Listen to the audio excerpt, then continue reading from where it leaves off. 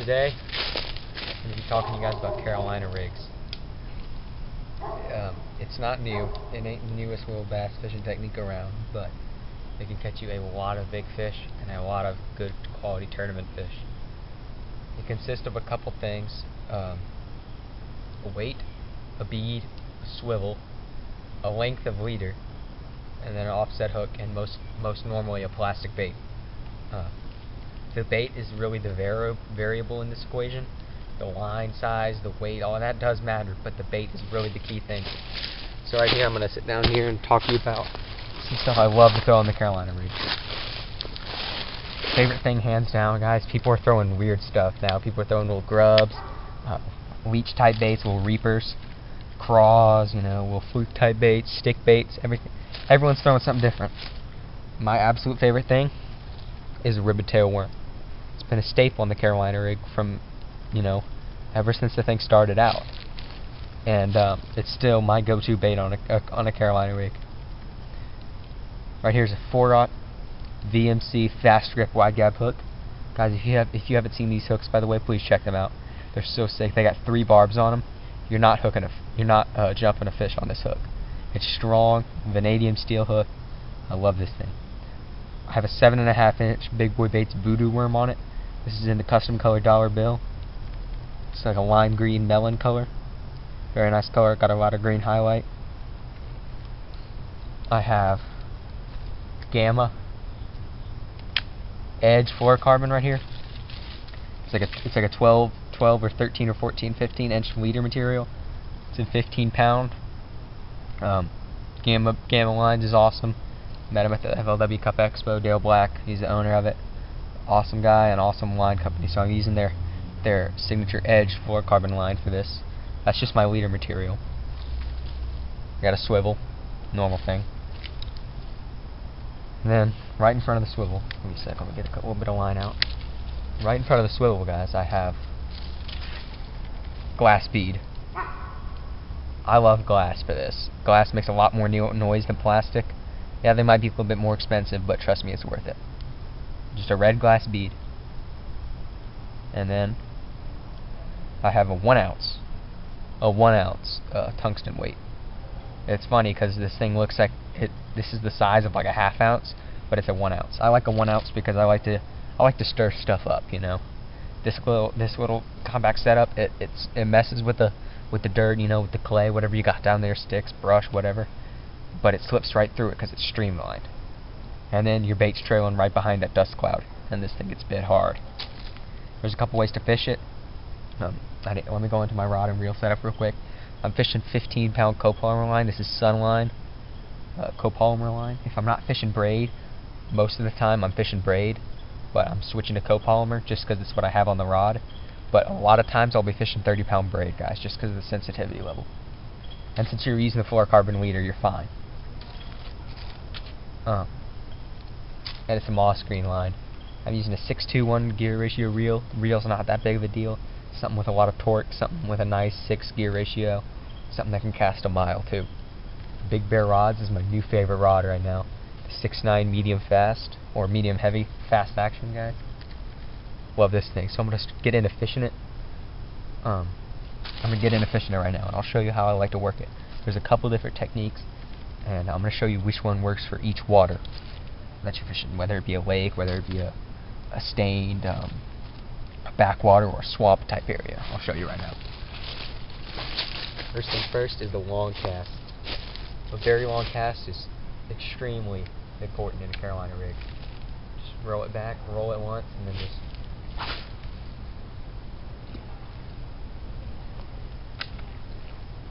let it sink to the bottom. One thing I really like to do with the Carolina rig, guys, one thing I really love to do is right as it's falling and as it hits the bottom, I like to just reel up my slack and then just slowly pull. Right there, I feel the weight. Because what happens is when you cast, the weight and the bait fly apart. It kind of helicopters. It's just what's going to happen. It just happens with this kind of rig. It helicopters and the bait comes farther away from the bait. You want the bait to slide right up to the weight so that the rig works properly. So I like to just ease up my slack. I feel the weight right there. And then there's a couple ways to fish it. My favorite is just this. just slow hop, kind of like a medium fast jig bite, and then just put a lot of torque. Some people like to hold their reels, but I have the reaction time that I can just easily reel down and set the hook on a fish if I need to. Just that slow hop. That worm tail is moving. It's grooving through the water. It's got a little jiggle to it because it doesn't have a weight on there. It's just a little weightless worm. Just pop it along the bottom,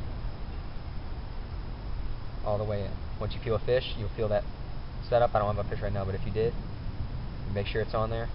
Give it slack. Don't immediately like reel down hard, but just give it some slack, reel down to it, and then just power into that fish. Power is key on this thing because you just need that power. You need to just get that hook set into that fish as hard as you can. Hook set is very important. That's why I like a longer rod. Some people use like a 6.6, even like a 6.4. I like a 6.9 to 7, but even sometimes 7.5. Another way I like to fish it. This is for like that's what I like when it's cooler or when it's hotter. Oh my god, I got a fish. Oh my god, you see that? Oh, that's so sick. Oh, that's killer. Oh my god, that is going so hard on the voodoo worm. Oh, that's what's up, yo. Look at that. Carolina rig. Freaking making the video about the Carolina rig. Caught a fish on it before the fall. Do you see what I did though? It's when I eased up that slack. That worm was sitting at the bottom. That fish was probably staring at it. I eased up that slack and that thing just went up right up to the hook. There's that voodoo worm. I'm gonna get the voodoo worm in its mouth. It's only like a pound fish, but honestly, I'd never catch fish in this pond, guys.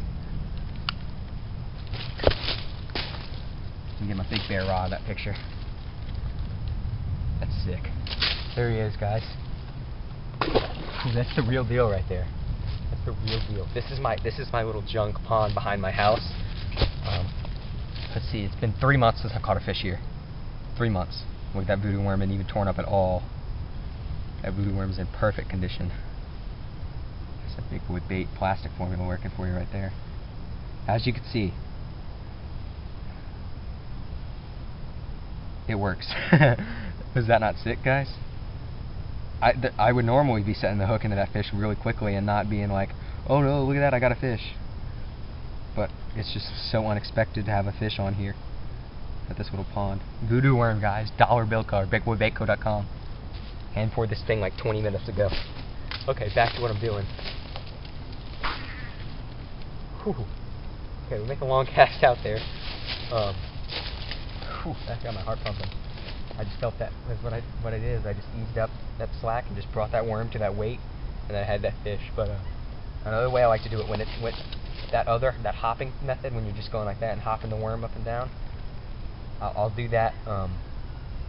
I'll do that stuff when it's like really hot, like June to August, and fishing in the dog days of summer. I'll do that hopping because it stirs up a lot of brush. Fish come over, check it out, but it's slower. Now, this time, like say, I don't know, September to October where I'm at, the fall or the spring, the post-spawn, I'll just pop it off the bottom, make sure that weight is right all along the bottom. But that worm is about 3 to 4 inches above the bottom. Pop off the leaves and gunk you got on that weight after a little bit, and it's just a slow reel. It's kind of like a swim bait retrieve. It's just slow reel. A couple pops, make that worm jump. That's one way to fish it. That is so crazy I caught that fish. You can attest to it. I got a bunch of people that know about this pond, and honestly, I fish here a good bit just to test out baits, and I haven't caught a fish here in 3 months. So that's one of the ways to fish it. One of the other ways at least. Did I just lose my rig? No way. I just got a bird nest and something went wrong with the rig or something, I think. I don't even know what's going on right now, guys. Oh, weird. Felt like my worm caught on a stump or something. Felt like something caught over there. This would happen on video. I think I might have ripped my worm off the hook. Oh, I think I did. Oh, look at that. That's a piece of wood chip. Well, there we go, guys. I just ripped my worm off the hook off the stump right there. Okay, well, back to the techniques. I can still cast it out there and make it look like I had a worm on, right? There's that hook. Can't believe that I hooked it on the stump behind the camera. Back to the video. Those are pretty much my two favorite ways to fish it. Like, I don't really mess with anything else. There are people who will run different kind of baits, like, say, there's actually a good number of people that'll throw a small floating swim bait, like the BBZ 2.5-inch shad, or even the 4-inch shad behind this thing. And what that does is that weight keeps it at the bottom, but the swim bait floats. So it's a cool action, but it's just not me. Guys, for shallow stuff, this is an ounce weight. I like to get it down there and keep it down there. I don't like my thing coming above the bottom at all. I want it always bumping along the bottom. But for shallow stuff like this, I wouldn't normally. If I was coming here to fish the Carolina rig, let me sit down. If I was coming here to fish the Carolina rig, guys, I would not be throwing a 1 ounce weight. I would be throwing a 1/4 ounce or a 1/2 ounce at that. You could throw it lighter, guys. You could throw an 1/8 on here.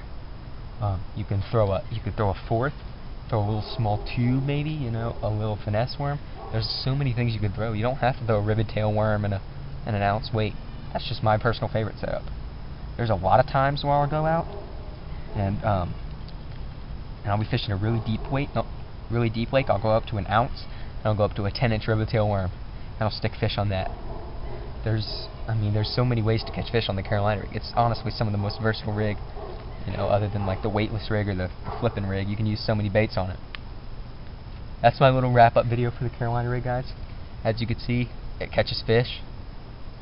I just caught a pounder in a lake that I never catch fish in. I haven't caught a bass in 3 months, and past 3 months ago I caught one fish that was about a pound. So that shows you how well this rig works. It catches fish. I mean, this is not the prime Carolina rig setup. This is where I just came in to do my video at.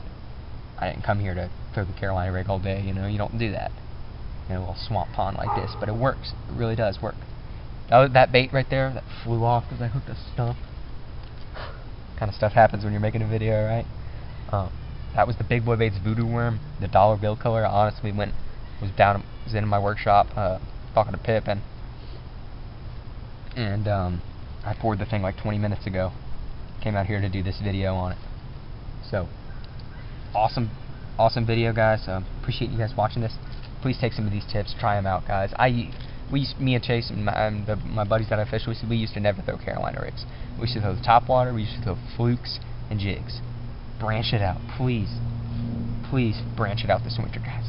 Try some different stuff. You can hook a giant on this bait. At any time, you can hook a monster on this. It's a slow-moving, easy meal close to the bottom where those pigs live. Trap the Carolina rig and hook some good fish today. Thanks for watching this, guys, and make sure to subscribe.